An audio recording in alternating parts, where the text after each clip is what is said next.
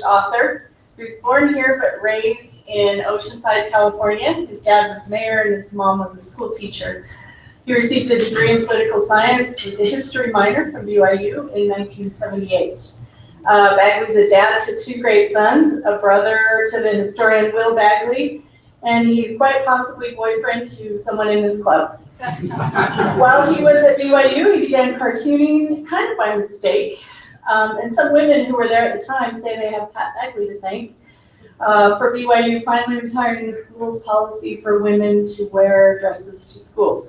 Bagley has helped to nudge the world forward quite a bit since then, and to great acclaim. Bagley's been at the Salt Lake Tribune since about the time newly elected President Ronald Reagan told us that trees cause more air pollution than cars do. And there's been plenty to make fun of since then. Bagley's been recognized by the Religious Public Relations Council, the American Civil Liberties Union of Utah. He was awarded the prestigious 2009 Herblock Prize for editorial cartooning by a unanimous panel of judges made up of Gary Trudeau, Jules Pfeiffer, and John Scherfius. And in 2014, he was a finalist for the ridiculously prestigious Pulitzer Prize in editorial cartooning. Please welcome Pat Bagley.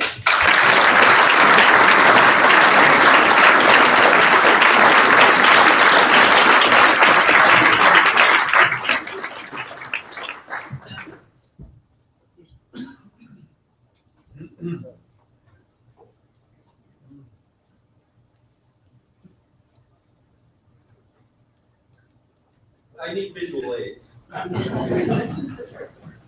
So I've been doing cartoons for the Tribune for 36 years, a long time. And I got my start probably as a kid, watching my father sit in front of the TV set, watching the news, and he would doodle, he would sketch the people on television. And so he kind of demystified the whole process for me, because I thought everybody's father knew how to draw cartoons. And when I went to school and I was getting into it and I started drawing at the BYU Daily Universe, I thought, I like this. This is the kind of job I would like to do. And I told my mother, and she said, the only kind of artist is a starving artist. So I credit my father with giving me this profession rather than becoming something else.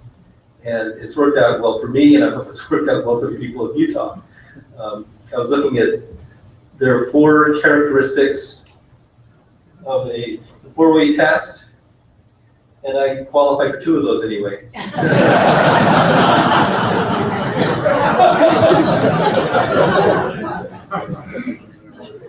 So what I'd like to do, we've had some trouble pulling together the slideshow, so I'm not really sure what's going to come up next, so it's going to be a big surprise for all of us.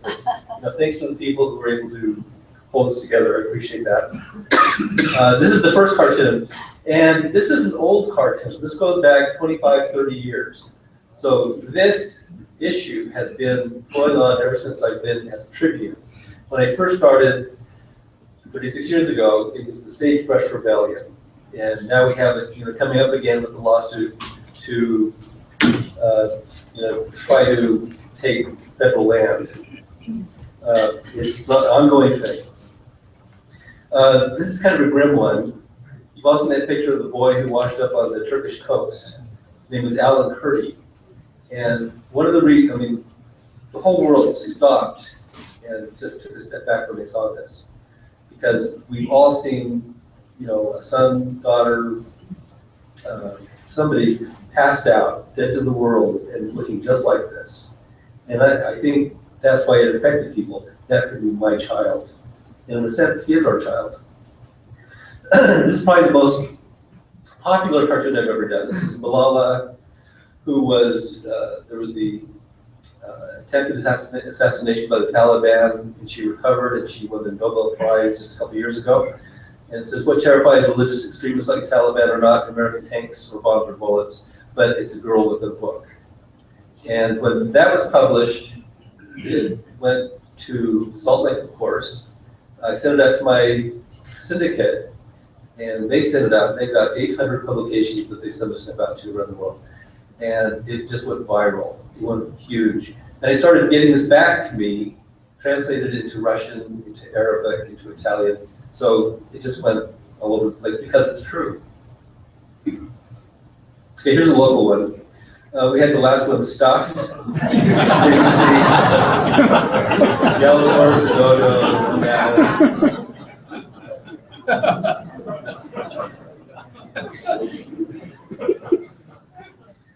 this is an old one. Here's the Salt Lake Tribune. The same day, the Salt Lake Tribune headline is "Quake Kills Millions in California." That day's Desert News reads, "General Conference opens." So the Tribune and the Desert News have got kind of different emphasis. This is the Republican faith-based, abstinence-only birth control program, and it's called Having a Baby. This is the anti-ISIS coalition. This is another one that just went viral. It got a couple of million views on Facebook and Twitter and all over the place. And then I started hearing from people like the defense minister of Kurdistan, going, that was the best thing ever. And you can actually identify some of these people. This is one of the reasons that getting involved in the Middle East is so tricky. It's just so incredibly complicated. When you arrive in Utah, this is the first thing you see. Welcome to Utah, a wholly owned and operated subsidiary of the Church of Jesus Christ of Latter-day Saints. Oh, there was that controversy a few weeks ago where the church would not allow the children of gay parents to be baptized until they raise themselves.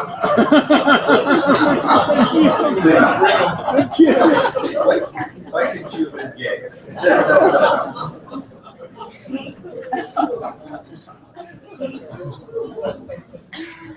This is the Utah version of the Hitchcock classic Birds.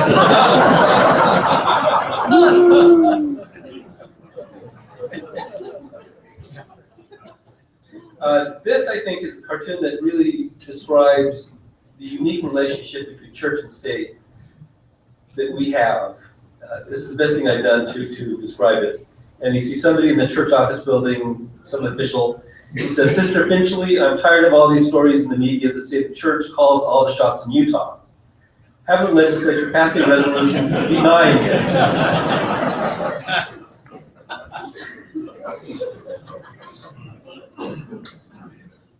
You Mormons are so bizarre.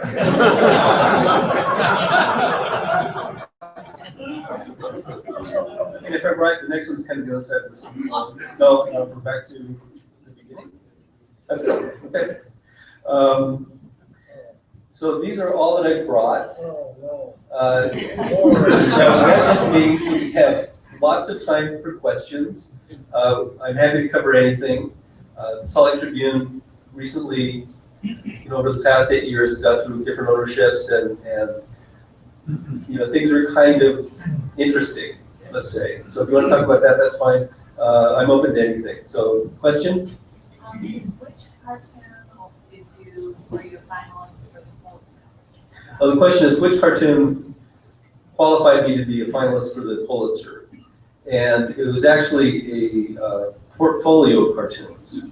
So I think with the Pulitzer, you send in 20 cartoons, so they can get an idea of the work that you do and what it looks like. And so there were 20. there were quite a few. And it's kind of nice to go back through your work of the previous year and look at it. Well, this wasn't bad, and to have the Pulitzer committee decide that it's worthy of mention is pretty good too. The way the Pulitzer thing works is I pulled together the 20 cartoons. I sent those in. There are maybe 150 other cartoonists around the country who are competing for the same prize. And then around April 15th, the Pulitzer committee comes out and they announce the winner along with the finalists. So you find out that you came that close. At the same time, the guy who won find out that he won. With the LDS Church, one of your favorite targets, does the LDS Church PR people anybody that would call and say, hey, that wasn't nice or anything like that? So the question is, with all the stuff I do about the LDS Church, do they ever talk to me directly? No. I hear the back channels. There was a cartoon I did of Gordon B. Hinckley, and it was when Hinckley became president of the church, and he was kind of unique in that he allowed himself to be interviewed by the press. He made himself very accessible to the press. He went on 60 Minutes, he went on Larry King Live, and that was new for a president of the church. Before him, very close group. And so I'm watching this guy go all over the country and be on national television, and I thought, you know, he's a national figure. I could probably do a cartoon about him.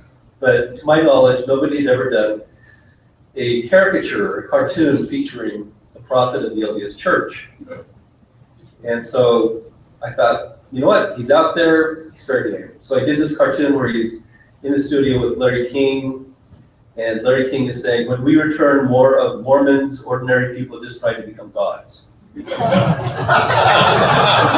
the paper published that, and I learned that any number of people were willing to be offended on Gordon B. Hinckley's behalf. You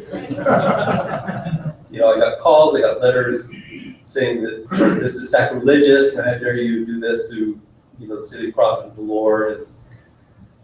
And then I heard through back channels that, you know, Gordon B. Hinckley had, of course, seen the cartoon, and he kind of liked it because he did look kind of cute. But I can say that before the Danish cartoonist drew pictures of the prophet, I did it.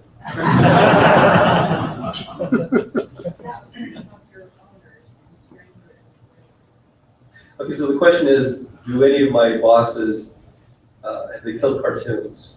You know, they definitely have the final say on what I do that gets in the paper.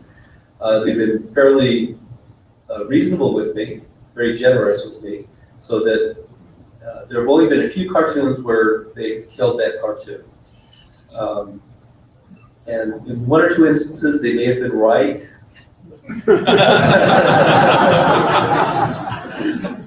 There was one instance where I did a cartoon. They didn't kill the cartoon, but I did the cartoon, and events happened during the night which completely changed the meaning of the cartoon. You know, there's nothing that you can do about that. It's kind of like when Robert Kirby wrote about learning how to fly, going to pilot school, and you know, he would be so clumsy he'd fly into a building. That came out September 10th. I know, but how is anybody to know? So you can control so much, and I stand by pretty much all the cartoons I've done. But things happen too. Tell us a little bit about the process. I think as a fan, you go, how does this come into your head? Okay, so the question is about the process. Well, my parents dropped me on my head when I was a kid. Describing the process is tough. You know, when I talk to kids and tell them, you know, they want to be cartoonists, the first thing I say is, well, you've got to, you know, be a sponge for information. You know, don't watch so many cartoons, but read books and learn history and you know, languages and culture, and this is all just material for when you do a cartoon. And I grew up in a household where reading was important, and I think that was definitely helpful. You know, the drawing part of it you can learn. And the process, it's hard to describe. Sometimes I will get the cartoon done and I'll have it being scanned, and then I'll think, oh no, I should have done this. And then I've got to go back to the drawing table and start it all over again. But the ideas just come sometimes spontaneously, sometimes they don't come at all. You draw, what medium do you draw in? Pen and ink, and also do you work ahead of time? Do you have a few in the bank? Okay, so we're talking about, you know, the physical process, how that works. And actually, we were just discussing how I've witnessed all the technological innovations in the newspaper industry since the Gutenberg press. And so I do it kind of old school in that it's pencil on paper, and I would get the cartoon to a certain point, and then I have to go high tech, and I will scan that pencil sketch in, and I will work on it on the computer in the program called Photoshop. And so that's where I kind of clean it up, and that's where I put the color. You know, more and more people are going more towards entirely, you know, drawing on the tablet, and I'll probably be doing that in a couple of years, I don't know. Could you share with us, I assume, like the one cartoon where the world has their head in the sand, that there are certain things that happen that are particularly painful. How many cartoons do you produce because you're so outraged? It's not. Oh, all of them. I mean, the question is, how many cartoons do I produce because I'm outraged? And, I'm definitely motivated by what's going on in the news. And I do find that if I do a cartoon and I think this is going to get them and I get angry, it usually misses the mark. It's better to kind of take a step back and, you don't do it in the moment. This is good advice for anybody for any time. You don't do things in the heat of the moment. You kind of step back and look at it. So my best cartoons, where I inflicted the most damage, are the ones where I've gotten angry, but then I'll step back and think about it and maybe redo the cartoon. We're very fortunate to have you in our midst because you teach us how to laugh at each other and to accept some of our foibles. Now, I've had 2 of your books. One is the third one. Oh, so here's somebody's grateful that I'm here. He's the one. I have done a bunch of books, and the question is, when am I doing another one? And I'm getting asked that quite a bit, so possibly this next Christmas I'll come out with a compilation of Utah cartoons. So look for that. What is the time frame from start to finish? It seems to be the pretty timely political cartoons. 24 hours, 48 hours, or just when it's ready? So when I come into work in the morning, I listen to the radio and I read New York Times, Washington Post, Wall Street Journal, and I'll have an idea of what I want to do. And I've got until 3 or 4 in the afternoon to, get to a point where I'll be finished by 5. So every day is a high wire act, and I've got to get the cartoon, done and finished by 5 o'clock. The trick is doing a good cartoon. You can always do a bad one, but getting a good one done. Today's an especially anxious day for me because I will be doing a cartoon unlike anything else I've done in the paper. And I'll just kind of leave it there. When you open the paper tomorrow, you'll see. I'm not sure if we'll be able to do it online the way I'm doing this, but the physical paper is going to be very different from anything I've done before. Pat, my favorite of your cartoons, I think, is the one with the dead Syrian child and the Republican governors walking away and Governor Herbert sort of being reluctant to follow along. And I can't remember the caption, but it highlighted for me your, I would say, effort at being unbiased. That is, it was in effect a compliment to Governor Herbert, who is more often kind of a victim of your things. How do you make a conscious effort to be objective about things, or do you have an Number 2, is it fair to all concerned? I'm good with that. It's no secret to you that I'm critical of our Republican legislature, and I think it's well deserved. And I've been critical of Governor Herbert, fairly often. But I thought that what he did by saying, we are going to open Utah, we're going to make ourselves welcome to refugees who are fleeing war and violence. I thought that was took some courage, so I acknowledge that. Do you almost look forward to the election of certain personalities because it provides a great fodder? Okay, so the question is, do I look forward to certain people running for president? Oh yeah. But it takes its toll too. So, but again, this is no secret that the Republican presidential campaign has just been absolutely crazy. It's been absolutely nuts. I mean, they say stuff up there in front of national television that I can't draw.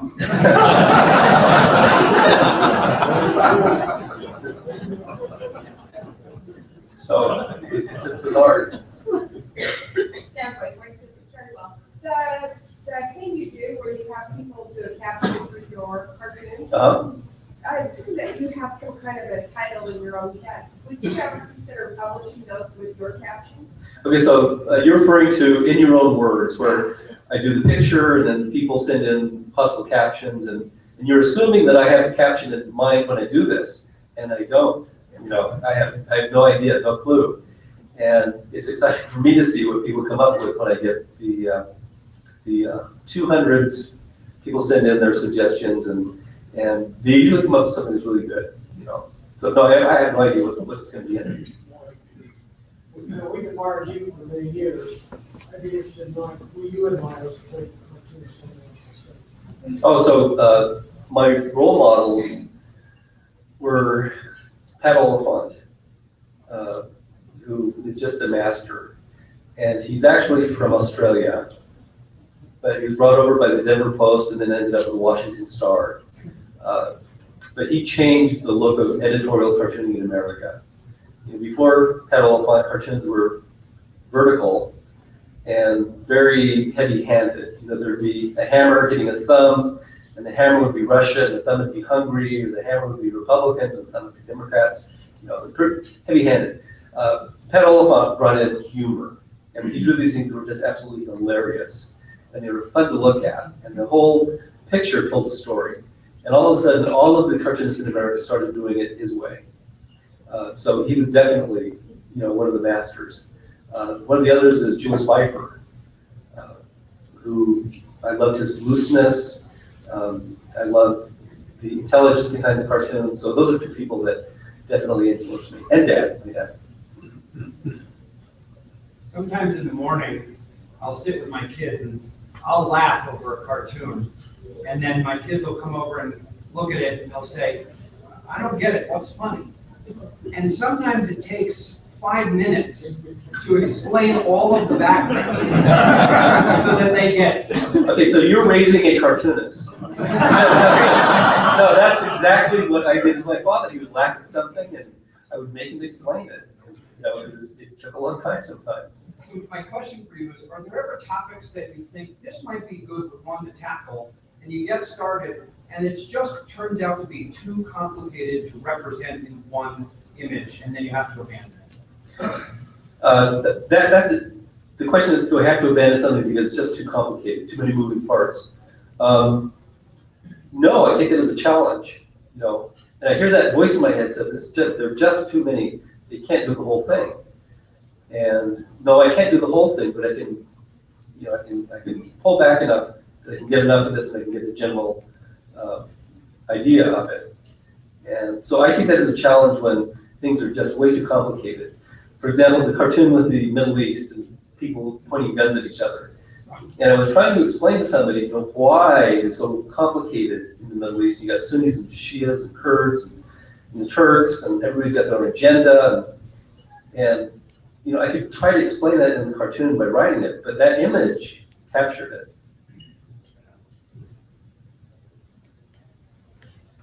I've been out of town for a couple of months. Maybe I've missed something, but I'm wondering what's going on with the Tribune behind the headlines.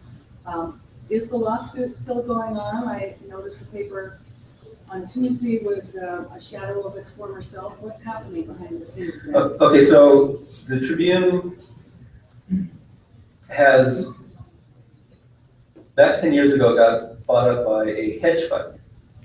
And the hedge fund does what hedge funds do, that they stripped us of our assets. And that allowed the church and the Deseret News to buy up the presses and to buy up our assets. And they got 3 of the 5 boards, the members of the board at the printing press. And so what they say goes. And so they said, we're going to cut the paper down 20% to cut down on costs. And because we don't have control over that aspect of ourselves, we had to cut it back. And so you're right, we are being cut back. And a lot of this has to do, it's just out of our control. We're owned by a hedge fund back east. They got $25 million from the LDS Church for our assets, and they put it towards some of their debt back there. We saw none of it. But we're doing the best we can. The assets that we have at the Tribune are ourselves. It's Paul Raleigh, it's Robert Kirby, it's myself, it's the reporters, it's Robert Gerke. That to me is the heart and soul of the Salt Lake Tribune. And, we're doing the best we can. Were you ever a fan of Gary Larson? Oh yeah, Gary Larson was great. He's wonderful.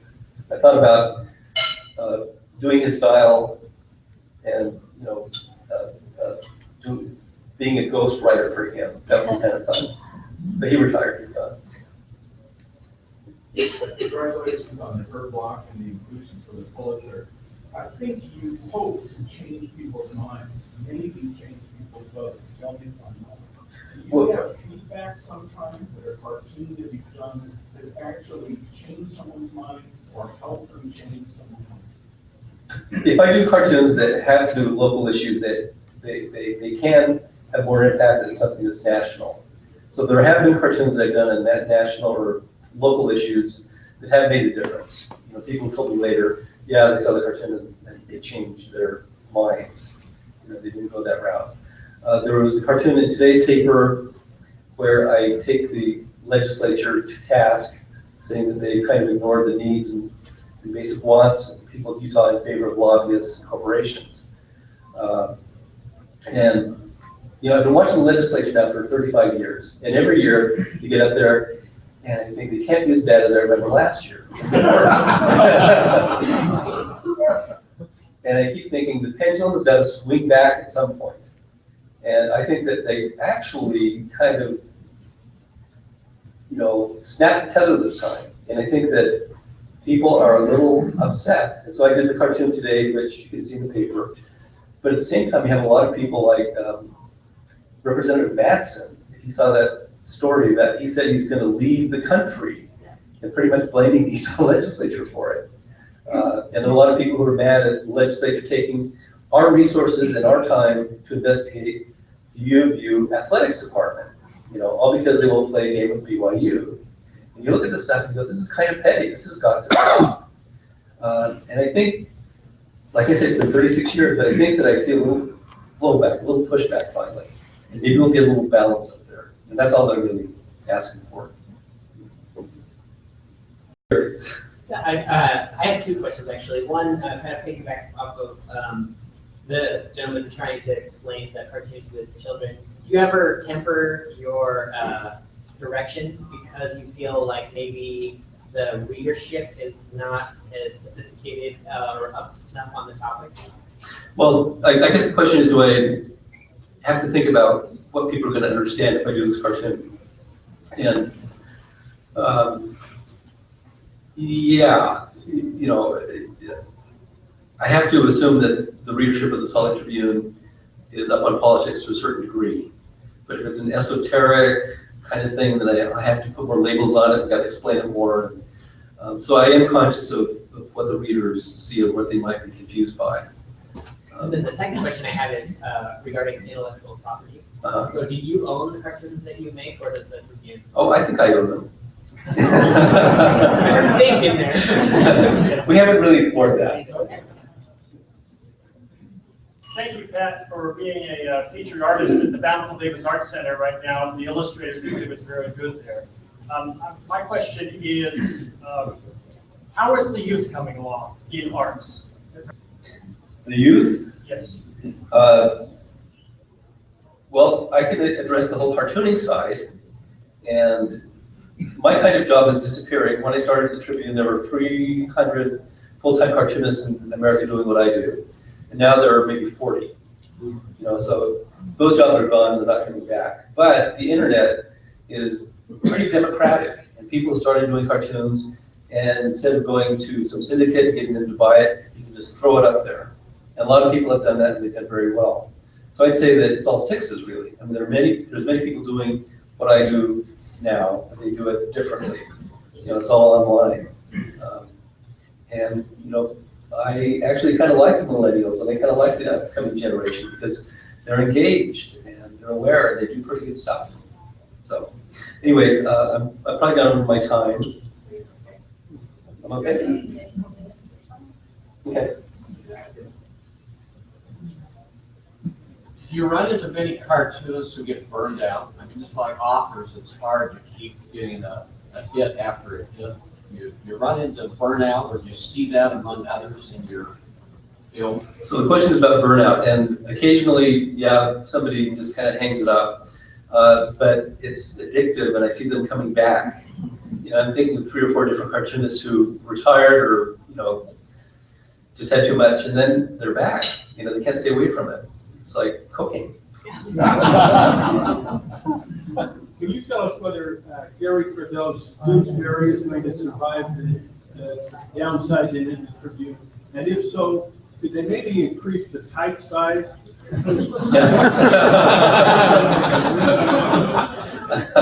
No, I feel your pain. I really do. I just remember when I started the Tribune, get the paper to be like this, and you open it up, it was like that, right? And you get, 4 or 5 sections, and 3 of those would be classifieds, right? Whole sections of classifieds.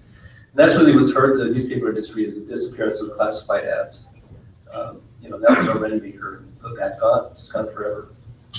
One more thing I gotta say about the Salt Lake Tribune is that in this partnership we have with the Deseret News, is the Salt Lake Tribune is definitely the workhorse.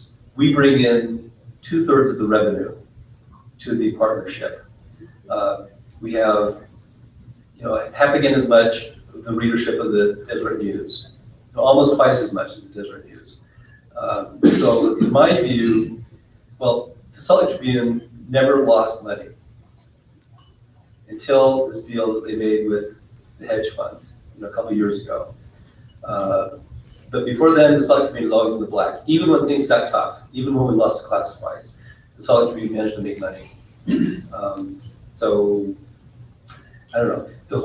This whole thing that's going on with the Tribune and the Deseret News and the hedge fund is very complicated. And there's lawsuits involved, and but just know that the Salt Lake Tribune is important to this community, and I am doing everything that I can to make sure that that voice is still there. It will be there forever. So, okay.